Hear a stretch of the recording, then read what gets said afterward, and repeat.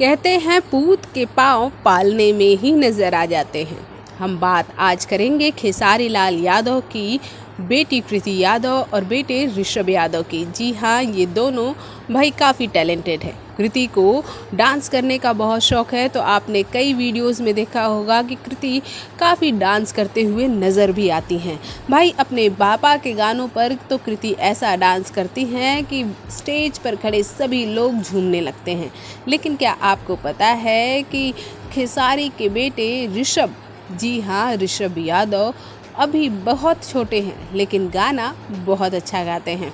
खेसारी लाल यादव का गाना भी उन्हें याद है। रोन रोटी खाएंगे, हलवा पूरी बिताएंगे, ठीक है। ठीक है, और कोई गाओ।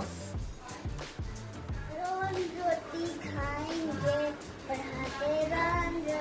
हाँ, ये बात और है कि लाइनें काफ़ी भूलते हैं, लेकिन खेसारी काफ़ी खुश हो जाते हैं कि उनके बच्चे उनके गाने पे डांस करते हैं और उनके गाने गाते भी हैं। आप देखिए किस तरह से ऋषभ यादव अपने पापा का गाना गा रहे हैं। वैसे खेसारी लाल यादव ने तो कृति यादव के लिए पहले ही सोच लिया है कि कृति लंदन में जाके अपनी पढ़ाई करेंगी और वहीं सेटल होंगी। और भाई ऋषभ के लिए तो उन्होंने ये सोचा है कि ऋषभ को जो मन करेगा वो अपनी लाइफ में बन सकते हैं, जिसके लिए खेसारी लाल यादव हर तरह से तैयार है।